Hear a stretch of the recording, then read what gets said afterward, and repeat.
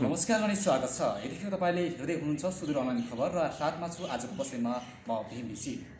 पछिल्लो समयमा राजनीतिक चहलखेल भइरहँदाखेरि यतिखेर भने आजको दिनमा विशेष गरी हामीले कुराकानी गर्न गइरहेका छौँ नेकपा माओवादी केन्द्रका केन्द्रीय उपाध्यक्ष तथा सुदूरपश्चिम प्रदेशका इन्चार्ज आदरणीय व्यक्तित्व विगत लामो समयदेखि एउटा राजनीतिक खम्बाको रूपमा जोडिनुभएका धरोहर एउटा राजनीतिक धरोहर पनि भन्नुपर्छ। हामीसँग हुनुहुन्छ कुराकानी गर्नको लागि नेकपा माओवादी केन्द्रका केन्द्रीय उपाध्यक्ष तथा सुदूरपश्चिम प्रदेश नम्बर 7 का प्रदेश इन्चार्ज रङ्गना ढकालजी हुनुहुन्छ। यहाँलाई स्वागत छ कार्यक्रममा। धन्यवाद भीमबिसीजी। संयोगवश आज तपाईँको मिडिया मार्फत मेरा पार्टीका विचारहरू र मेरा व्यक्तिगत विचारहरू राख्न दिने मौको दिनुभएकोमा तपाईँको सुदूर अनलाइन खबर र व्यक्तिगत रूपमा तपाईँ भीमबिसी र तपाईँको यो सुदूर अनलाइन खबर परिवारलाई मेरो तर्फबाट धन्यवाद दिन चाहन्छु। धन्यवाद दिन चाहन्छु। तपाईँले एउटा टाइम दिनुभएको छ। के छ कस्तो अवस्था तपाईँलाई चाहिँ आराम हुन्छ? एकदम ठिक छ। अहिले व्यक्तिगत रूपमा सन्चै छु। त्यस्तै हो, बुढो अवस्थामा कहिलेकाहीँ सर्दी जुकामहरू लागिरहन्छ, ज्वरो आइरहन्छ। त्यो अब ठिकै छ भन्नु पऱ्यो। यो उमेरको हिसाबले गर्दा अब ठिकै छ। जे होस्, अब चाहिँ हामी आजको विषय कुराकानीमा अझ होइन अब आजको विषयवस्तुमा चाहिँ यहाँलाई म लिन चाहन्छु। के छ पछिल्लो अवस्थामा जुन यो केपी शर्मा ओलीले जुन संसद विघटन गर्नुभएको छ यसको बारेमा तपाईँको र तपाईँको नेकपा माओवादी केन्द्रको पार्टीले चाहिँ के कस्तो धारणा यो चाहिँ के कस्तो चाहिँ तपाईँले पार्टीले हेरिरहेको छ यो विषयमा? धन्यवाद भीमबिसीजी। बडा महत्त्वपूर्ण प्रश्न मेरो सामने तपाईँले तेर्स्याउनु भएको छ।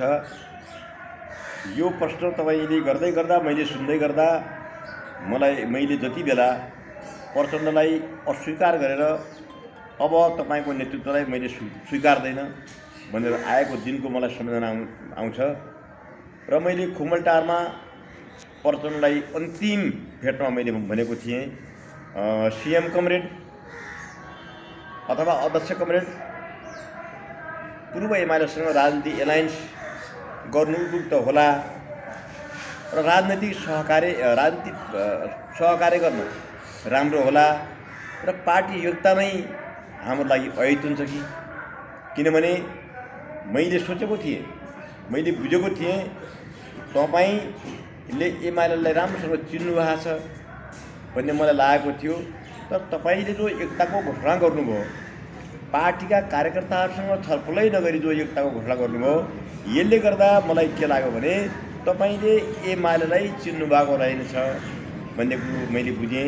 किनभने नेकपा एमालेको जुन केन्द्रीय जुन स्कुलिङ हो त्यही स्कुलिङ तल गाउँसम्म आएको कारणले गाउँका एमालेहरूसँग मैले राम्रोसँग सहकार्य गर्ने क्रममा उहाँहरू कति फटकर हुनुहुन्छ, कति अराजक हुनुहुन्छ, कति उहाँहरू षड्यन्त्रकारी हुनुहुन्छ, कति उहाँहरू यथार्थको धरातलमा उभिएर कुरा गर्नु हुँदैन भन्ने कुराहरू मैले राम्रोसँग बुझेको थिएँ र तपाईँले नबुझेको कुरा तपाईँले बुझ्नु भएको रहेछ भन्ने कुराहरू मैले प्रचण्डसँग राख्दै गर्दा मैले पार्टी छोडेर चाहिँ भनेअनुसार चाहिँ तपाईँले एउटा यहाँ पार्टीको चाहिँ एउटा सदस्यको हिसाबले एउटा चाहिँ अन्य कार्यकर्ताले बुझ्ने तर प्रचण्ड जस्तो जुन पार्टीको केन्द्रीय अध्यक्ष जस्तो मान्छे उहाँले चाहिँ नबुझेको कुरा चाहिँ यहाँ एकदम कुरा उसले नबुझेकै हो। या त कुनै लोभले प्रचण्डलाई फसाएको, या त उसले नबुझेकै हो। आज जो मैले खुमलटारमा प्रचण्डसँग राखेँ, जुन प्रश्नहरू जुन कुराहरू मैले राखेको थिएँ एउटा कार्यकर्ताको हैसियतले, प्रचण्डको कार्यकर्ताको हैसियतले जो प्रश्न राखेका थिएँ आज त्यो सिद्ध भएको छ। आज केपी शर्मा ओलीले संसदलाई विघटन गर्नुभएको छ। मैले हिजो भनेको राजनीतिक एलायन्स यदि गरिदिएको भए आज ओली जस्तो सुकुल गुन्डाले आज संसद विघटन गर्न पाउँदैन थियो। राजनीतिक एलायन्स भइदिए आज प्रचण्ड हुन्थ्यो प्रधानमन्त्री अथवा शेरबहादुर हुन्थ्यो अथवा अरू हुन्थ्यो। तर संविधानै कुल्चिने हिसाबले जुन एकल काटा हिसाबले जसरी ओलीले संसदलाई विघटन गरेको छ, आज दुर्भाग्यवश आज उहाँहरूको पार्टी नै मैले गर्नु हुँदैन, एकता गर्नु हुँदैन भनेको पार्टी आज फुटेको छ। र आज संविधान खुल्किएको छ। मलाई चिन्ता लागिरहेको छ कोही 10 वर्षका उपलब्धिहरू 32 सालदेखि म यो पार्टीमा लागेँ अहिलेसम्म मैले गरेको योगदान होइन मैले लिएको रिस्क होइन मैले गरेको सङ्घर्षबाट जुन उपलब्धि भनेर प्राप्त जुन भएको छ त्यो पनि कोही केपी शर्मा ओली र प्रचण्डका कारणले माधव नेपालका कारणले शेरबहादुर देउवाका कारणले बाबुरामका कारणले कहीँ त्यो धराशायी हुन्छ कि कोही पाश्चगामीहरूले फेरि शिर उठाउँछन् कि कहीँ हाम्रा उपलब्धिहरू फेरि हराउने हुन् कि फेरि हामी पुरानै अवस्थामा फर्किने हुन् कि भन्ने मलाई चिन्ता लागिरहेको छ। किनभने संसद विघटनको एउटै कारण मैले देख्छु ओली विधिअनुसार नचलेको, ओली पद्धतिअनुसार नचलेको, ओली पार्टीको घोषणापत्र अनुसार नचलेको कुराहरू हामीले बुझ्यौँ र माधव प्रचण्डहरूले पनि पार्टी फुट्छ कि भोलि बिहान हाम्रा हामीले प्राप्त गरेका उपलब्धिहरू समाप्त हुन्छन् कि भन्ने कुरामा कति पनि सोध्नु भएन। उहाँहरूले भागभण्डाको एजेन्डा अगाडि सारेर जो पार्टी भने फुट्यो यो साह्रै दुर्भाग्य हो भन्ने कुराहरू हामीले गरेका छौँ। र अर्को कुरो म यहाँ तपाईँको मिडिया मार्फत आम जनसमुदायलाई के राख्न चाहन्छु भने जसरी उहाँहरूले संसद विघटन गरेर आउनुभएको छ अहिले उहाँहरू एक थरी निर्वाचनमा जाउँ भनिरहेको छ र अर्को थरी संसद पुनर्स्थापना भनिरहेको छ र हाम्रो पार्टीले स्पष्ट रूपमा के बोलेको छ भन्नुहुन्छ भने हामीले एलायन्सको क्रममा संयुक्त पार्टी एकताको क्रममा जुन एकताको जुन घोषणापत्र जो तयार पारिएको थियो त्यसमा हामीले 2/3 बहुमत दिएर उहाँहरूलाई पठाएका छौँ हामीले संसदमा। आज त्यो संसद, आज त्यो विधि, आज त्यो प्रक्रियालाई उहाँहरूले आलु उब्स्याएको आलु खाए चाहिँ उहाँहरूले खाएर तल आउनुभएको छ। मलाई लाग्छ उहाँहरू अब जनताको बिचमा के नाक लिएर आउनुहुन्छ, उहाँहरूले नाक काटेर आफ्नो पोल्ठामा राखेर उहाँहरू मलाई लाग्छ उहाँहरू आउनुहुने छैन, उहाँहरूको आउने नाक छैन भन्ने कुराहरू मैले बुझेको छु। त्यसैले नेपाली जनताको 80% नेपाली जनताको संसद पुनर्स्थापनासँग पनि कुनै गोरु बेचेको साइन छैन, संसद निर्वाचनमा पनि कुनै गोरु बेचेको साइन छैन। म तपाईँको मिडिया मार्फत आम जनसमुदायलाई, आम देशका बुद्धिजीवीहरूलाई, आम मानव अधिकारवादीलाई, आम नागरिक समाजलाई के आग्रह गर्न चाहन्छु भन्नुहुन्छ भने के का लागि निर्वाचन के का लागि हो? निर्वाचन त हामीले गऱ्यौँ हिजो, पार्टीको संयुक्त घोषणापत्र तयार पार्यौँ, एकता घोषणापत्रको दस्तावेज पनि तयार पार्यौँ, त्यो अनुसारमा हामी जनताको बिचमा गयौँ र 2/3 बहुमत लगभग 2/3 बहुमत प्राप्त गऱ्यौँ। आज त्यो 2/3 बहुमतको जनताले दिएको भोटको आज कदर भएको छ। ओली प्रचण्डहरूले कदर गरेका छन्, माधव नेपालले कदर गरेको छ, शेरबहादुरले कदर गरेको छ, बाबुरामको राजपाले कदर गरेको छ। आज कदर गरिएको चाहिँ छैन। त्यसकारण के हो भन्नुहुन्छ भने यहाँ निर्वाचन पनि नेपाली जनतालाई चाहिएको छैन, नेपाली जनतालाई संसद पुनर्स्थापना पनि चाहिएको छैन। हाम्रो पार्टीको निष्कर्ष के छ भन्नुहुन्छ भने अब यो चाहिएको छैन र यो संसदीय व्यवस्था नै तपाईँले जुन भन्नुभयो नि यो निर्वाचन चाहिएको छैन, पार्टीको यो जुन संसद विघटन चाहिँ यसलाई पुनर्स्थापना चाहिएको छैन भन्नुभयो र यसमा चाहिँ वास्तवमा जनतालाई, नेपाली जनतालाई र एउटा नेपाली जनताको हितमा चाहिँ के चाहिँ आवश्यकता देखाएको छ? यही कुरो तपाईँको मिडिया मार्फत म आम जनसमुदायलाई प्रश्न पार्न चाहन्छु कि अब वर्तमान जुन सिस्टम छ, जुन व्यवस्था छ यो फेल भइसक्यो। संसदीय व्यवस्था यो फेलियर व्यवस्था हो। यो नेपालमा छिटो यो फेल भएको अवस्था हो। यो फेल भएको अवस्थालाई फेल भएको भनेको व्यवस्थालाई अब राखिरहनु जरुरी छैन। अब संसद पुनर्स्थापना पनि होइन, मैले अघि पनि भने, र निर्वाचन पनि होइन। क्या लागि निर्वाचन, क्या लागि पुनर्स्थापना? अब सर्वपक्षीय र सर्वदलीय बैठक भनेको हुनुपर्छ। सर्वपक्षीय र सर्वदलीय सम्मेलन मार्फत सर्वपक्षीय र सर्वदलीय भने सरकार गठन हुनुपर्छ। त्यो सरकारले राष्ट्रपति प्रणालीमा जानुपर्छ, प्रत्यक्ष राष्ट्रपति प्रणालीमा जानुपर्छ। 5 वर्षका लागि त्यो राष्ट्रपति काम गर्न पाओस्। त्यसको निर्वाचन पूर्व मेचीदेखि पश्चिम महाकालीका जनताले गर्नेछन्, उत्तर हुम्लादेखि दक्षिण जनकपुरसम्मका जनताले बाली मताधिकारको आधारमा निर्वाचित गर्नेछन् र राष्ट्रपतिलाई पठाउनेछन् र राष्ट्रपतिले आफ्नो मातहतमा, आफ्नो छत्र छायामा एउटा विज्ञहरूको भने क्याबिनेट बनाएर देशलाई अगाडि बढाउनु हुनेछ भन्ने कुराहरू हाम्रो पार्टीले निर्णय गरेको छ।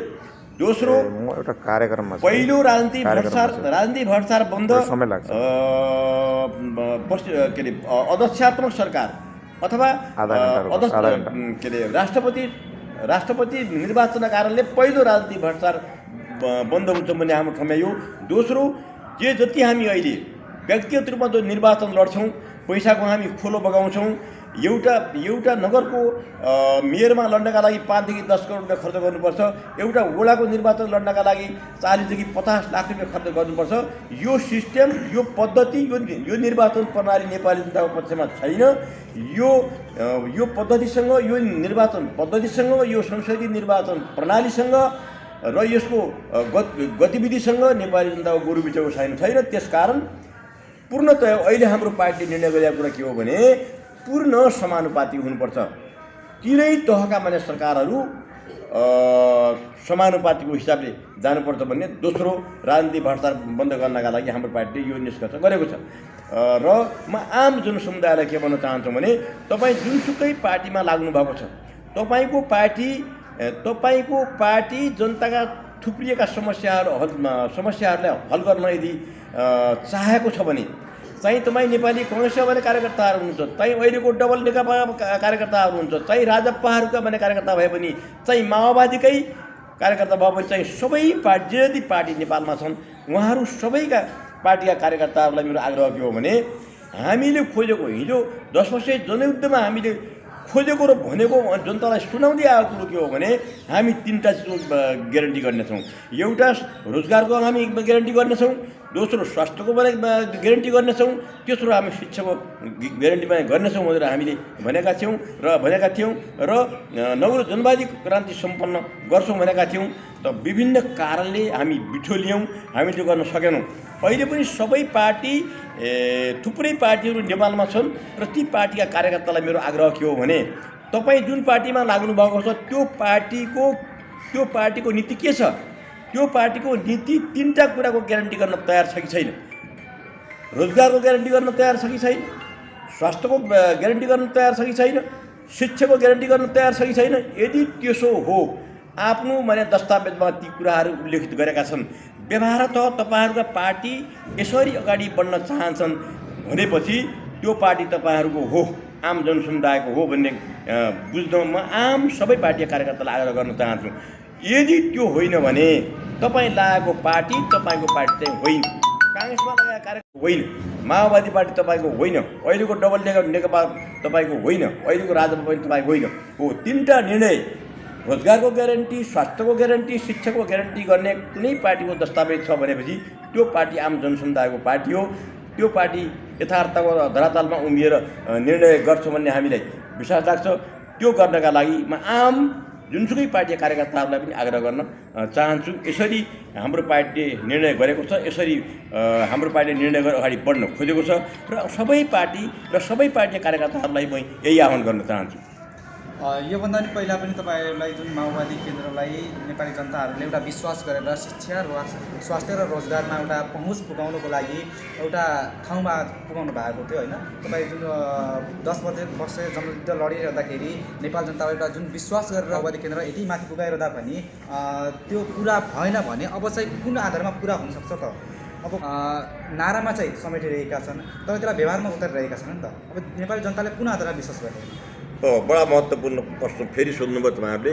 हामीले 10 वर्षको जनयुद्ध गर्दै गर्दा हामीले यही प्रश्नहरू बाबुरामलाई सोधेका थियौँ, यही प्रश्न प्रचण्डलाई सोधेका थियौँ, यही प्रश्न मोहन वैद्यलाई सोधेका थियौँ र हामीले सबैलाई यी प्रश्न सोधेका थियौँ र उहाँहरूले प्रतिबद्धता जाहेर गरेर उहाँहरूको प्रतिबद्धता आइसकेपछि हामी विश्वस्त भएर चाहिँ 10 वर्ष जनयुद्धमा लाग्यौँ।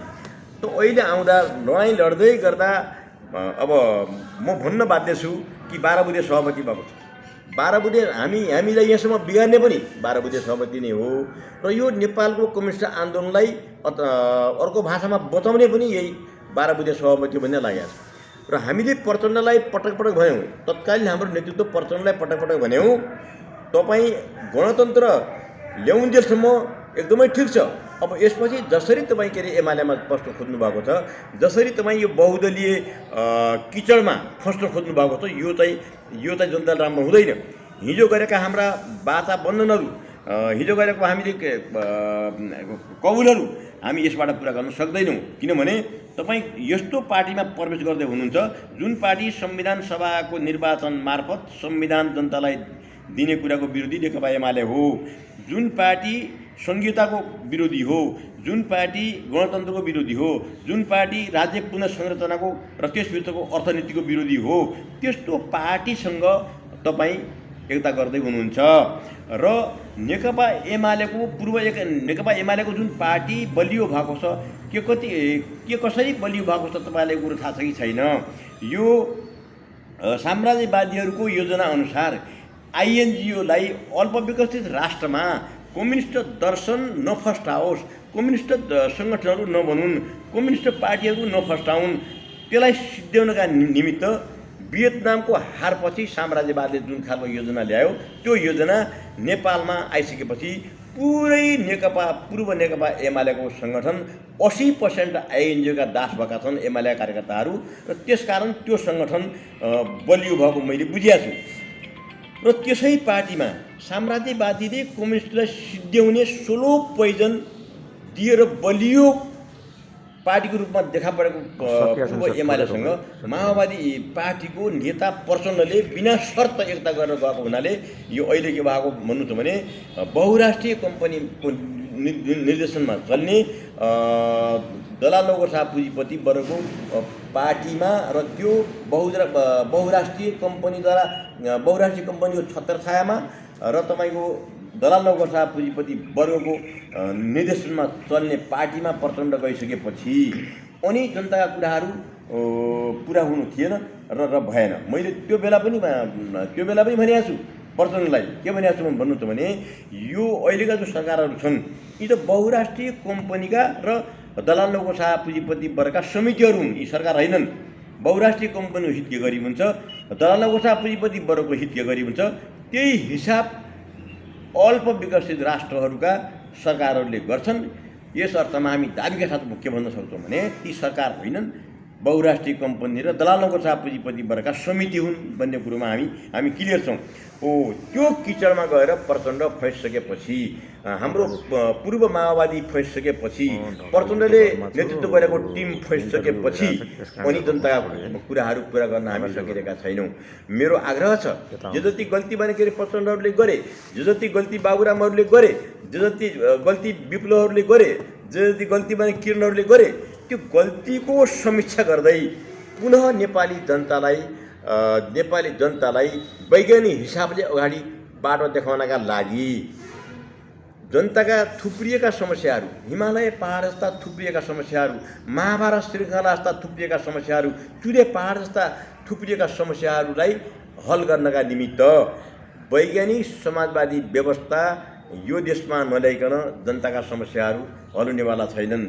मैले सुरुमा तपाईँलाई भने, तपाईँको उयो पनि भने कि वैज्ञानिक समाजवादी व्यवस्था नल्याइकन यो देशका जनताको रोजगारको ग्यारेन्टी, यो देशका जनताको शिक्षाको ग्यारेन्टी, यो देशका जनताको स्वास्थ्यको ग्यारेन्टी हुनेवाला छैन। त्यसकारण सबै पार्टी र पार्टीका नेतृत्वलाई मेरो आग्रह छ, म बुढोको हैसियतले म आग्रह गर्न के चाहन्छु भन्नुहुन्छ भने लामो समयसम्म म यो राजनीतिमा घुमिएका कारणले तपाईँहरूलाई सुझाव पनि हो, थ्रेट पनि हो, तपाईँहरूलाई च्यालेन्ज पनि हो, र तपाईँहरू वैज्ञानिक समाजवादी व्यवस्थामा आउनुहोस्। सर्वपक्षीय माने के, सर्वपक्षीय सर्वदलीय सम्मेलन माने बनाउनुहोस्। अहिले पुनर्स्थापना होइन, निर्वाचन पनि होइन, सर्वदलीय र सर्वपक्षीय सम्मेलनको मार्फत सर्वदलीय र सर्वपक्षीय सरकार माने गठन गरौँ र राष्ट्रपति प्रणाली लागू गरौँ। तिनै तहका सरकारहरूलाई तपाईँको समानुपाती हिसाबले जाउँ। यसले गर्दा के हुन्छ भने राजनैतिक भ्रष्टाचार पनि के अरे बन्द हुन्छ र अरू भ्रष्टाचार पनि यसबाट कम गर्न सकिन्छ भन्ने हाम्रो पार्टीको धारणा हो। दर्शक तपाईँले यतिखेर हेरिनु भएको छ सुदूर अनलाइन खबर र आजको कुराकानीमा हामीसँग हुनुहुन्छ नेकपा माओवादी केन्द्रका केन्द्रीय उपाध्यक्ष तथा सुदूरपश्चिम प्रदेश नम्बर 7 का प्रदेश इन्चार्ज रङ्गनाथ ढकालजी हुनुहुन्छ। तपाईँहरू देख्नु भएको छ हामीले उहाँसँग प्रत्यक्ष यतिखेर कुराकानी गरिरहेका छौँ। र रङ्गनाथजी, मैले तपाईँलाई फेरि पनि हाम्रो विषयवस्तुतिर नै जोड्न चाहेँ। जुन पछिल्लो समयमा यो डबल नेकपाले जुन जनतामा अझ भनौँ एउटा अराजक ल्याएको छ र सँगसँगै अब नेकपा माओवादी केन्द्रले चाहिँ पुनर्स्थापना भइसकेपछि जनताको लागि चाहिँ के कस्ता एजेन्डाहरू ल्याएर अगाडि बढ्ने भएको छ त? यो देशको जनताको समस्या भनेको एक नम्बरको समस्या भनेको रोजगारको ग्यारेन्टीको समस्या हो। दोस्रो नम्बरको समस्या भनेको स्वास्थ्यको ग्यारेन्टी हो। तेस्रो नम्बरको समस्या भनेको शिक्षाको ग्यारेन्टी हो। यी तीनटा चिज प्राप्त नगरिकन कुनै पनि देशमा, अझै हाम्रो देश नेपालमा यहाँ झगडा बन्द चाहिँ हुँदैन। झगडा गर्ने जनताको जात होइन। यी तीनटा चिजको ग्यारेन्टी नभएका कारणले यो तीनटा चिज माथिल्लो वर्गले, दलाल नौकरशाह पुँजीपति वर्गले आफ्नो हातमा राखेका कारणले, जनतालाई अधिकार दिन नखोजेकै कारणले, विचार तह पनि नदिन खोजेको, नीतिगत रूपमा पनि नदिन खोजेको, व्यवहारले पनि नदिन खोजेका कारणले यो तीनटा चिजको ग्यारेन्टी हुन सकिराखेको छैन। यदि जनताको झोपडीबाट यदि मान्छे कुनै गइदिएको भए, जनताको पक्षको मान्छे सरकारमा गइदिएको भए निश्चित रूपमा यी तीनटा चिजको ग्यारेन्टी हुन्थ्यो र नेपाली जनताले अहिले जुन खालको वितण्डा मचिरहेको छ देशमा, एउटा अराजकताको स्थिति हामी देखिरहेका छौँ, आम मान्छे सडकमा आएको हामी देखिरहेका छौँ, यो खालको हुन्थेन। फेरि पनि मैले अघि पनि कुराहरू थुप्रैको राखिसकेँ र यी तीनटा चिजको ग्यारेन्टी कसै गर्छन्? रङ्गना ढकालले बुझ्छ या प्रचण्डले बुझ्दैन? रङ्गना ढकालले बुझ्छ, ओलीले बुझ्दैन? रङ्गना ढकालले बुझ्छ, माधवले बुझ्दैन? रङ्गना ढकालले बुझ्छ, शेरबहादुरले बुझ्दैन? रङ्गना ढकालले बुझ्छ, रामचन्द्र पौडेलले बुझ्दैन? बाबुरामले बुझ्दैन? उपेन्द्र यादवले बुझ्दैन? महन्त ठाकुरले बुझ्दैन? किन बुझ्दैन भाइ? कुरो के हो भन्नु छ भने उहाँहरू दलाल नौकरशाह पुँजीपति वर्गको अथवा कुलीन वर्गको दलाल कुलीन वर्गको उहाँहरू सत्ता चलाइरहनु भएको छ। उहाँहरू दलाल पुँजीपति वर्गको एजेन्ट भएको कारणले उहाँहरू जनताको पक्षमा निर्णय गर्ने पक्षमा हुनुहुन्न। त्यसैले मैले अघि पनि आग्रह गरेँ, फेरि पनि आग्रह गर्छु, तपाईँले सोध्नुभयो।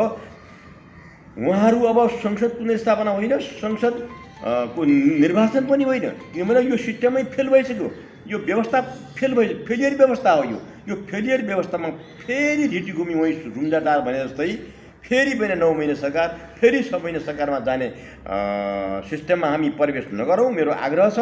च्यालेन्जर सहितको मेरो सल्लाह र सुझाव पनि छ र सर्वपक्षीय र सर्वदलीय भने सरकार गठन गरौँ र त्यो सर्वदलीय र सर्वपक्षीय सम्मेलन मार्फत सर्वदलीय सर्वपक्षीय सरकार गठन गरौँ। त्यो सरकारले पहिलो राजनीतिक भ्रष्टाचार बन्द गर्नका लागि तपाईँको राष्ट्रपतिको निर्वाचन, उच्च अदालतको न्यायाधीशको निर्वाचन, प्रदेशको मुख्यमन्त्रीको प्रत्यक्ष निर्वाचन, उपराष्ट्रपतिलाई सर्वोच्चको जिम्मा दिने कुराहरू, यी सबै सभामुखलाई प्रत्यक्ष निर्वाचित र बाँकी प्रदेश सभा र केन्द्रीय के अरे सङ्घीय सभा र तपाईँको हामी चाहिँ अहिले यो पनि छलफल चलाएका छौँ, स्थानीय तहसम्म पनि पूर्णतया समानुपातिकमा आउनुपर्छ र यसले गर्दा राजनीतिक भ्रष्टाचार बन्द हुन्छ। कि हामी किन दाबी गरिरहेका छौँ भन्नुहुन्छ भने पहिले हामी देखिरहेका छौँ एउटा वडा अध्यक्ष लड्नका लागि 50 लाख रुपियाँ खर्च गर्नुपर्छ। एउटा मेयर जित्नका लागि, मेयरको उम्मेदवार हुनका लागि, मेयरमा लड्नका लागि, मेयर भएर आउनका लागि, जित्नका लागि 5 करोडदेखि 10 करोड तल अब खर्च हुनेवाला छैन। यदि त्यसो हो भने एउटा माननीयले 20 करोड रुपियाँ खर्च गर्नका लागि मान्य हुन्छ भने 20 करोड खर्च गरेर मान्य हुन्छ भने त्यो जनताको मान्छे हुने कि नहुने? हैन, त्यो सिस्टम, त्यो व्यवस्था, त्यो कानुन, त्यो नियम जनताको हो कि होइन? मलाई जहाँसम्म लाग्छ, म दाबीका साथ पार्टीको तर्फबाट र मेरो व्यक्तिगत तर्फबाट लामो समयसम्म राजनीतिमा घुमिएका कारणले मलाई समाज विज्ञानको राम्रो अध्ययन छ। त्यसको आधारमा म के भन्छु भने यो सिस्टम, यो अहिलेको नियम कानुन, अहिलेको निर्वाचन प्रणाली नेपाली जनताको पक्षमा छैन। त्यसकारण हामी भनिरहेका छौँ सम्पूर्णलाई भनेको समानुपातिक बन्नुपर्छ। यहाँ त अहिले म देखिरहेको छु अवस्था कस्तो छ हाम्रो देशको। दोकानमा गयो भने देवी देउता किन्न पाइन्छ, पार्टीमा टिकट किन्न पाइन्छ, भात लिएर मासुले रक्सीले भोट किन्न पाइन्छ, अझ फेरि गयो भने अझ फेरि नगद दिएर पनि किन्न पाइन्छ। यहाँ त कानुनका ठेलीहरू किन्न पाइन्छ, यहाँ त न्यायाधीश किन्न पाइन्छ, यहाँ त अदालत किन्न पाइन्छ, यहाँ त तपाईँको वकिल किन्न पाइन्छ। यस्तो खालको जो सिस्टम छ, यो सिस्टम भनेको नेपाली जनताको विरुद्धमा छ, व्यवहार त नेपाली जनताको पक्षमा चाहिँ छैन। त्यसकारण के हो भने सर्वदलीय सर्वपक्षीय सम्मेलन मार्फत सर्वदलीय सरकार गठन गरौँ र राष्ट्रपति प्रणालीमा जाउँ, सम्पूर्ण तीनै तहका सरकारहरू समानुपातिकमा चाहिँ जाउँ र विज्ञहरूको क्याबिनेट पनि गठन गरौँ। उपराष्ट्रपतिलाई त्यस्तै खालको मान्छे, कानुनविद रिटायर मान्छे न्यायाधीशको काम गर्दा गर्दै न्यायालयमा काम गर्दा गर्दै रिटायर भएको मान्छे उपराष्ट्रपतिमा उठाउँ, उपराष्ट्रपतिलाई सर्वोच्चको प्रधान न्यायाधीश बनाऊँ। त्यसले गर्दा त्यहाँका बिचौलियाहरू, त्यहाँका घुसखोरीहरू सबै तहस हुन्छन् र तलसम्म पनि त्यो के अरे न्यायको क्षेत्रमा तलसम्म पनि शुद्धिकरण बनाउँदै जाउँ भन्ने हाम्रो अहिलेको धारणा हो। र यसरी जाँदा यो ठिक हुन्छ भन्ने हो। म दाबीका साथ फेरि पनि के भन्न चाहन्छु भने यदि यो सिस्टममा हाम्रो पार्टीले निर्णय गरेको यो सिस्टममा यदि कुनै पनि पार्टी गएन भने म दाबीका साथ तपाईँको मिडिया मार्फत भन्न चाहन्छु कुनै पनि सरकार अब सत्ता चलाउन सक्नेवाला छैन। किनभने किन चलाउन सक्दैन भन्नुहुन्छ भने जनतालाई तीनटा कुराको जरुरी छ। रोजगारको ग्यारेन्टीको जरुरी छ, स्वास्थ्यको ग्यारेन्टीको जरुरी छ, शिक्षाको ग्यारेन्टीको जरुरी छ। त्यो दिन नेपालका उपलब्ध पार्टीहरू वर्तमान नेपाली कङ्ग्रेस, विपक्षमा बसेको नेपाली कङ्ग्रेस, सत्तामा भएको डबल नेकपा अथवा ओली र माधव प्रचण्ड समूह र अहिलेको राजपा उपेन्द्र र बाबुरामहरूको यी पार्टीहरू सबभन्दा ठुला पार्टीहरू यी दिन तयार छन् कि छैनन्। यदि यो चिज दिन तयार छन् भने उहाँहरू जनताको नेता हो, उहाँहरूको पार्टी जनताको पार्टी हो। यदि यो दिन चाहँदैनन् भने म आम जनसमुदायलाई के आग्रह गर्न चाहन्छु भने न तपाईँहरूका नेता हुन्, न यी पार्टी तपाईँहरूका हुन्। तत्काल तपाईँहरू आफ्नो मानेको दिमागलाई कलाउनुहोस्, त्यस्ता पार्टीहरूलाई तपाईँ छोड्नुहोस् र नयाँ बाटो अगाडि बढाउनुहोस् भन्ने कुराहरू आम कार्यकर्ताहरूले राख्न चाहन्छु। पछिल्लो समयमा अब हामी एकदमै समय पनि कम छ हामीसँग, त्यो सँगसँगै अब नेकपा माओवादी केन्द्रले चाहिँ एउटा पुनर्स्थापना भएको छ, उनसँग चाहिँ सहकार्य गरेर अगाडि बढेर यो सिस्टमको चाहिँ अन्त्य गर्न चाहिँ आफ्नो पहल कदम चाल्नेछ। बडा महत्त्वपूर्ण कुरा सोध्नुभएको छ भीमविसीजी। म फेरि पनि तपाईँलाई आग्रह गर्न चाहन्छु तपाईँको मिडिया मार्फत, हामी देखिरहेका छौँ अहिले प्रचण्ड र ओलीको झगडाका कारणले पहिले निर्वाचन अगावै खरबौँ रुपियाँ उहाँहरू खर्च गर्दै हुनुहुन्छ, खरबौँ रुपियाँ खर्च गर्दै हुनुहुन्छ।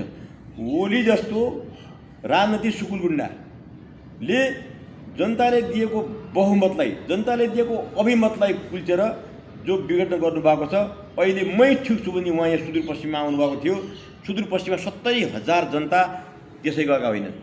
70,000 जनतालाई रक्सी खुवाएर लिनुभयो कि उहाँहरूले व्यक्तिगत रूपमा पैसाले खरिदेर उहाँहरूले लिनुभयो कि होइन, यो कुरो मलाई थाहा छैन। यो कुरो उहाँहरूले जान्ने कुरो हो, जानेले जान्ने कुरो हो, बोलाउनेले जान्ने कुरो हो। मलाई के लाग्छ भन्नुहुन्छ भने यो पैसाको खेल हो। यो पैसाकै खेलमा 70,000 त्यहाँ उपस्थित भएका छन्। अस्तिकै कुरा तपाईँ गर्नुहुन्छ भने त्यसै गरी माधव र प्रचण्डहरूले पनि पैसाकै खोलो बगाएर उहाँहरू लिनुभएको छ। यो भनेको के हो? यो पैसा राष्ट्रको खर्च भएको छ कि छैन? राष्ट्रको पैसा यो हो कि होइन? राष्ट्रको यो सम्पत्ति हो कि होइन? यो बिना अर्थमा उहाँहरू खर्च गरिरहनु भएको छ कि छैन? साँडेको जुदाई बाछाको मिठाई भएको छ कि छैन? त्यस कारणले के हो भने मैले आग्रह गर्न चाहन्छु यस्ता खालका जबकि हामी देखिराखेका छौँ कि तपाईँको ओलीको र प्रचण्ड माधव समूहको झगडा हो, कुनै जनताको गोरु बेचेको सायम त्योसँग छैन। जनताका लागि भएको झगडा छ यो जनताका लागि भएको झगडा पनि देखिन्न, देशका लागि भएको झगडा पनि यो देखिन्न, यो सैद्धान्तिक झगडा पनि देखिन्न, यो वैचारिक झगडा पनि देखिन्न, यो प्रगतिशील झगडा पनि देखिन्न। यो झगडा भने के हो? यो झगडा भनेको भागबन्डाको झगडा हो। भागबन्डाका पछाडि भएको झगडा, भागबन्डाले निर्माण गरेको जो झगडा हो, यो झगडाका पछाडि आम जनसमुदाय कसरी गयो त भन्दाखेरि नेपाली जनता बेरोजगार छन्। बेरोजगारहरूलाई केही गुलियो चाट्न भने दिएपछि जान्छन् भन्ने कुराहरू हामी यो कुरामा हामी प्रष्ट छौँ। र त्यसरी नै अस्ति के अरे ओली आउने बेला पनि त्यतिकै जनता जम्मा भएका छन्, प्रचण्ड र माधव आउने बेला पनि त्यतिकै जम्मा भएका छन्। यो नाटक के हो? यो क्याको नाटक हो? यो जनताका लागि हो कि यो नाटक देशका लागि हो कि तपाईँहरूको यो झगडाको नाटक के हो? म त बुझिरहेको छैन। यदि यसै हो भने तपाईँहरूले सोचिनुपर्छ भन्ने आग्रह हो। र तपाईँहरू अब यसमा होइन, तपाईँहरू एउटा समीक्षा गर्नुहोस्, बहुदलीय संसदीय पद्धति फेल भएको छ भनेर समीक्षा गर्नुहोस्। त समीक्षा गरिसकेपछि तपाईँहरू फेरि सोचिनुहोस्। जसै तपाईँहरू अब अब हाम्रो पार्टीले के गरेको छ भन्नुहुन्छ भने सोचिनु पर्यो। हामी सोचियो भने हामी अहिले हामी 22-23 सङ्गठन हाम्रो राजनीतिक सहकारी भएको छ, जसमा विप्लव पनि हुनुहुन्छ, जसमा विप्लवको पनि खुला जुन मोर्चा छ त्यो पनि हामीसँग छ। त्यसकारण उहाँहरूसँग पनि छलफल माने भएको छ। हामीले विप्लवलाई आग्रह गरेका छौँ, तपाईँ शान्ति प्रक्रियामा आउनुहोस्। अहिलेको अवस्थामा सशस्त्र काम पनि छैन, अहिलेको अवस्थामा भूमिगत भएर पनि काम चल्नेवाला छैन। तपाईँहरू आउनुहोस्, तपाईँहरू शान्ति प्रक्रियामा आउनुहोस्, सहकार्य गरौँ, सँगसँगै जाउँ भनेर हामीले विप्लव समूहलाई पनि आग्रह गर्न चाहन्छौँ। र राज्यलाई पनि हामी आग्रह गर्न चाहन्छौँ भने विप्लवले अँगालेको बाटो त्यो कुनै अराजक बाटो होइन, त्यो भनेको जनताका निमित्त उहाँ जानुभएको छ। जनताको निमित्त उहाँले जुन एजेन्डा जुन उठाउनु भएको छ त्यो जनताका एजेन्डाहरू हामीले हिजोदेखि भन्दै आएका एजेन्डा हुन्। अहिले पनि हामी भनिरहेका छौँ, अहिले पनि विप्लवसँग हाम्रो पार्टीका एजेन्डाहरू मिल्छन्। हामी यही भन्न चाहन्छौँ, राज्यले जुन विप्लव समूहमाथि प्रतिबन्ध लगाएको छ, हाम्रो आग्रह के हो भने तत्काल यो प्रतिबन्धलाई खारिज गर्नुपर्छ, यसलाई फुक्का गर्नुपर्छ। र राजनैतिक हिसाबले केका लागि उहाँ भूमिगत हुनुभएको, उहाँहरूले उठाएका एजेन्डा के हुन् मलाई के थाहा छ भनेपछि माघ 52 साल माघको महिनामा हामी जनमोर्चाको तर्फबाट हामीले शेरबहादुरको सरकार भएको बेला हामीले माग राखेका थियौँ, 40 रुपियाँ माग राखेर गएका थियौँ। तर उहाँले सुन्नु भएन कुरा, शेरबहादुरले कुरा सुन्नु भएन। आखिर हामी युद्धमा गयौँ र आखिरकार उहाँहरूकै पार्टीसँग हाम्रो सहकार्य भएको छ। आखिरमा शेरबहादुरले नबुझेकै कारणले मैले युद्ध भएको भन्ने कुराहरू म यहाँहरूभित्र राख्न चाहन्छु। ठिक त्यही आज विप्लव समूहका कुराहरू, विप्लवहरूको नेकपा पार्टीको जुन जनताका पक्षमा जुन एजेन्डा छन् कि छैनन् त्यो त वार्तामा बोलाएर कुरा गर्नु पर्यो। राज्यले वार्ता गर्ने जिम्मा राज्यको हो कि होइन, ओलीको हो कि होइन, प्रचण्डको हो कि होइन, माधवको हो कि होइन, बाबुरामको हो कि होइन, शेरबहादुरको हो कि होइन। अनि देशलाई अन्यतामा लैजाने, फेरि देशलाई पनि द्वन्द्वमा लैजाने, द्वन्द्वमा धकेल्ने। तपाईँहरूको कारणले देश द्वन्द्वमा धकेल्ने हो भने यसको जिम्मा तपाईँहरू नै हो, जतिका मैले अहिले नाम लिएको छु। त्यसकारण के हो भने विप्लव पक्षलाई वार्तामा बोलाएर यो समस्याको समाधान गर्नुपर्छ भन्ने पहिलो आग्रह। दोस्रो वार्तामा चाहिँ नबोलाएर चाहिँ प्रतिबन्ध गरेको छ, नबोलाएर प्रतिबन्ध गर्ने लगाएको छु। वार्ता गर्न चाहेको छैन सरकारले, त्यो सरकारले वार्ता गर्न चाहेको छ या विप्लवले चाहिँ आफैले वार्तामा चाहिँ नआउनु होइन, सरकारले चाहेको छैन। अब जनताको पक्षमा एजेन्डा छैन भने त्यो केलाउनु पऱ्यो नि, टेबुलमा बसेर पो थाहा हुन्छ त। टेबुलमा बसेपछि कुनै देश बेच्ने एजेन्डा विप्लवले लिएको छ कि कुनै माने के अरे तस्करको एजेन्डा माने उसले लिएको छ कि कुनै माने भ्रष्टाको एजेन्डा अगाडि सारेको छ कि त्यो त बुझ्नु पऱ्यो नि त। जनता र देशको पक्षमा छन् भने छलफल र बहस गर्नु पऱ्यो, उहाँहरूलाई शान्ति वार्तामा ल्याउनु पऱ्यो, शान्ति प्रक्रियाबाट त्यो हल गर्नु पऱ्यो। र एउटा त्यो र हामी 22-23 दल जो हो हामीले पटक भनेका छौँ राज्यले यो प्रतिबन्धलाई खारिज गर्नुपर्छ र विप्लवले शान्ति प्रक्रियामा आउनुपर्छ, शान्ति प्रक्रियाको बाटो लिनुपर्छ। सकभर वैधानिक बाटो लिएर जनताका समस्या हल गर्ने वैज्ञानिक समाजवादी व्यवस्था कायम गर्नुपर्छ। यदि हुँदैन भने सडक आन्दोलन मार्फत त्यसलाई विद्रोहमा माने बदलेर अनि वैज्ञानिक समाजवादी व्यवस्था ल्याउनुपर्छ भने हामी 22-23 दलकै हाम्रो चाहिँ एक खालको छलफल चाहिँ भएको छ र हामी त्यसै अगाडि बढिरहेका छौँ। जुन पछिसम्म अब तपाईँको पार्टीको कुन पार्टीसँग चाहिँ तपाईँले अब भनौँ एउटा एकबद्धता भएर अगाडि बढ्दा चाहिँ अथवा कुन पार्टीको तपाईँहरू चाहिँ एकबद्धता भएर अगाडि बढ्दै हुनुहुन्छ? अब माओवादी केन्द्र मात्र नभएर अस्ति भर्खरै पनि एउटा समाचार आएको छ, माओवादी केन्द्रसँग केही पार्टी चाहिँ सहकार्य गरेर अगाडि बढिरहेको छ भन्ने छ होइन, यसमा चाहिँ तपाईँको भनेको के? निश्चित रूपमा हाम्रो 22-23 दलको सानातिना जो दलहरू छन् 22-23 दलसँग हाम्रो राजनीतिक सहकार्य भएको छ। निश्चित रूपमा वैचारिक रूपमा उहाँहरूसँग सबै कुराहरू मिलिरहेको छैन। अब कोही नौलो जनवादी क्रान्ति, कोही समाजवादी क्रान्ति, कोही वैज्ञानिक समाजवादी क्रान्ति, यही हिसाबमा वैचारिक रूपमा र सैद्धान्तिक रूपमा हामी त्यहाँ रुमलिएका छौँ। त्यो सफल पनि हुँदैछ र मुख्यतः के हो भने सडक आन्दोलनका निमित्त हाम्रो राजनीतिक सहकार्य सबैसँग भएको छ र त्यसरी हामी अगाडि जान हामी खोजिरहेका छौँ। अगाडि बढ्दै हुनुहुन्छ। जुन पछिसम्ममा अब माधव नेपाल र प्रचण्ड लगायत अब केपी अलग हुनुभएको छ, माधव नेपाल र प्रचण्ड पक्ष र केपी चाहिँ अलग पक्ष हुनुभएको छ। योमा चाहिँ तपाईँको पार्टीले कुन समूहलाई समर्थन गरेर कसरी अगाडि बढ्ने भएको छ? बडा महत्त्वपूर्ण कुरा सोध्नुभयो भीमजी। र मैले अघि पनि तपाईँहरूसँग दोहोरै तेह्रै मैले तपाईँको मिडिया मार्फत जनतालाई राख्न चाहेँ। हामीले भन्न खोजेको के हो भने यहाँ माधव समूह र प्रचण्ड माधव समूह र ओली समूह मात्र होइन, नेपाली कङ्ग्रेस पनि राष्ट्रपति प्रणालीमा आयो भने, पूर्णतः तिनै तहका सरकारहरू समानुपातिक हिसाबले आयो भने, वैज्ञानिक समाजवादी व्यवस्थामा आयो भने, स्वाभिमानी राष्ट्रको हिसाबले उसले आफ्नो नीति बनायो भने अनि क्या आवश्यक छ माधव नेपालको, क्या आवश्यक छ प्रचण्डको, क्या आवश्यक छ ओलीको, क्या आवश्यक छ बाबुरामको। हामी सबैजना तयार छौँ। स्वास्थ्य र रोजगारको एउटा प्रतिबन्ध सहित एउटा जिम्मेवार लिन्छ, ऊ पछि चाहिँ ऊ पार्टी या व्यक्ति होस् उसलाई चाहिँ समर्थन गर्नुहुन्छ। बिल्कुल म स्वागत गर्छु। राजनीति एलायन्स हुन्छ, पार्टीको त पनि यी सबै कुराहरू भयो भने पार्टीको त हुन्छ त। केका लागि भने 20औं पार्टी यहाँ जरुरत पर्छ?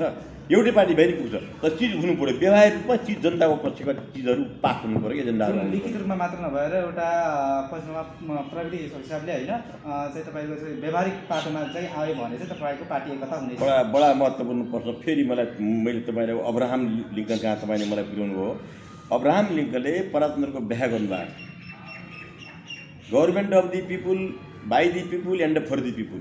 जनताको सरकार जनताद्वारा निर्माण हुने, जनताकै निमित्त भनेर उहाँले भन्नुभएको। त्योभन्दा राम्रो अरू के हुन सक्छ? तर मुख्यतः तपाईँले भने जस्तै मुख्यतः व्यवहार हो। यो व्यवहार भनेको के हुनुपर्छ भन्नु भने त्यो व्यवहारमा हुनु पऱ्यो, मुखले भनेर मात्र हुँदैन। व्यवहार अहिले अब्राहम लिङ्कनले गरेको व्याख्या एक खालको छ। संसारका सबै प्रजातन्त्र ठेकेदारहरूले त्यसलाई हाइलाइट गरेर अगाडि बढाउँछन् र भाषण गर्छन् होइन, जनताका सामने आँखामा छारापान लैजान्छन्। तर व्यवहारिक पाटो कसै पनि विश्वका शासकहरूले अपनाएछन्, नेपालकै शासकहरूले कसै अपनाएछन् भन्नुहुन्छ भने गभर्मेन्ट अफ दि रिच, पुँजीपतिको सरकार, बाई दि रिच, पुँजीपतिद्वारा पैसाको ठुलो बगाएर जितिने, फोर दि रिच अनि पुँजीपतिहरूकै निमित्त। आज तपाईँ भन्नुहुन्छ भने तपाईँ रोजगारको ग्यारेन्टी आज छैन। प्रजातन्त्रको पहिलो आइटम रोजगार हो, दोस्रो आइटम स्वास्थ्य हो, तेस्रो आइटम शिक्षा हो, चौथो आइटम जो उहाँहरूले भन्दै आउनुभएको छ, बक्दै आउनुभएको छ, भाषण गर्दै आउनुभएको छ, जनसङ्ख्या उठाएर नाराबाजी लगायो भने जिन्दाबाद र मुर्दाबाद भन्ने हो। त्यो चौथो आइटम हो। लोकतन्त्रको त्यो चौथो आइटम हुनुपर्छ मेरो हिसाबमा। त्यो चौथो आइटम हुनुपर्छ। यदि पहिलो आइटम बाँकी छ, दोस्रो पनि बाँकी छ, तेस्रो आइटम बाँकी छ। तिनवटा हात खुट्टामा भाँचाका छन्, एउटा खुट्टोले मात्रै हुन्छ, काम चल्छ यहाँ। त्यस कारण यी चारै खुट्टा सबै पार्टी लगाउनु जरुरी छ यो जनता पार्टी हुन् भने। त्यस कारण के हो भने म आग्रह गर्न चाहन्छु यी तिनै एजेन्डा तपाईँहरूले पास गर्नुपर्छ भन्ने हो। अब हामी कार्यक्रमको लगभग अन्तिममा आइसकेका छौँ। अन्तिममा चाहिँ अब पच्चिस सालमा नेता कार्यकर्ताहरू बिच अझ भनौँ अल्मलिएको अवस्थामा छ। अब अन्तिममा चाहिँ यहाँले नेता कार्यकर्ता लगायत आम नेपाल जनतालाई चाहिँ के भन्नुभयो?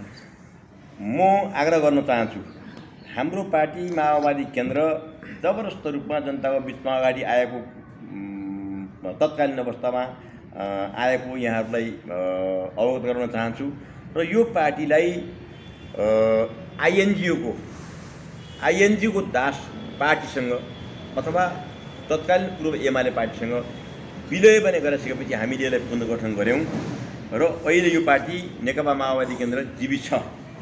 र म आम पूर्व माओवादी कार्यकर्ताहरू जो प्रचण्ड समूहमा लाग्नु भएको छ, जो बाबुराम समूहमा राजापा मधेसीहरूको पार्टीमा लाग्नु भएको छ, जुन तपाईँ ओली समूहमा लाग्नु भएको छ, तपाईँहरू आफ्ना दिमाग नबिगार्नुहोस्। तपाईँको पार्टी जिउँदैछ। आम सबै कार्यकर्ताहरू माथिल्लो वर्गका लोभी र पापी नेताहरू नआउन्, त्यसको आवश्यक छैन। प्रचण्ड नआओस्, त्यसको आवश्यक छैन। तर आम कार्यकर्ता जो तल्लो स्तरका कार्यकर्ता छन् तपाईँहरू यो पार्टीमा फर्किनुहोस् र यही पार्टीमा हित छ भन्ने कुरा राख्न चाहन्छु। अर्को कुरा पनि के राख्न चाहन्छु भने यदि यसैगरी आज जसरी भनेखेरि मैले तँलाई पाप लाग्छ यो पार्टी बिगाडेर गएकोमा, यो पार्टी कोलेप्स गरिस्, यो त विलय भइस् एमालेमा, तँलाई पाप लाग्छ मैले भनेको थिएँ प्रचण्डलाई फुमलटारमा। र उहाँ पनि अब माधवसहित ल्याएर जो मैले अघि कुरा राखेँ, नेपाली जनताको भावना, नेपाली जनताको मर्म, नेपाली जनताका समस्यालाई बुझेर नयाँ हिसाबले निर्णय गरेर राष्ट्रपति प्रणाली, सम्पूर्णमा समानुपातिक प्रणाली, विज्ञहरूको क्याबिनेट, सर्वोच्चको प्रधान न्यायाधीश निर्वाचित प्रणालीबाट, प्रदेशको मुख्यमन्त्री उच्च अदालतको न्यायाधीश र सभामुख उपसभामुख सबै प्रत्यक्ष निर्वाचित गर्ने खालको नीति र वैज्ञानिक समाजवादी नीतिमा अगाडि बढ्ने हिसाबले उहाँहरू आउनुभयो भने प्रचण्ड माधव समूहसँग पनि हाम्रो एकता हुन चाहिँ सक्छ। यही आग्रह म यहीबाट प्रचण्डलाई सोचिन र प्रचण्डले गरेको जुन नेतृत्व छ, माधव नेपालले गरेको जो समूह छ, त्यो समूहलाई सचिएर पुनः भनेर हामीसँग आउन आग्रह गर्दै तपाईँको यो मिडिया मार्फत मैले मेरा विचारहरू, मेरा व्यक्तिगत विचारहरू, मेरा पार्टीका विचारहरू राख्न पाएकोमा तपाईँको यो अनलाइन खबर, सुदूरपश्चिम अनलाइन खबरलाई धन्यवाद दिँदै बिदा हुन्छु। हवस्, धन्यवाद। आफ्नो व्यस्तताको समय बावजुद पनि हामीलाई समय दिनुभएकोमा आदरणीय व्यक्तित्व रङ्गनाथ ढकालजीलाई पनि हार्दिक धन्यवाद दिँदै म भीम विषय बिदा चाहन्छु। हवस् त, नमस्ते।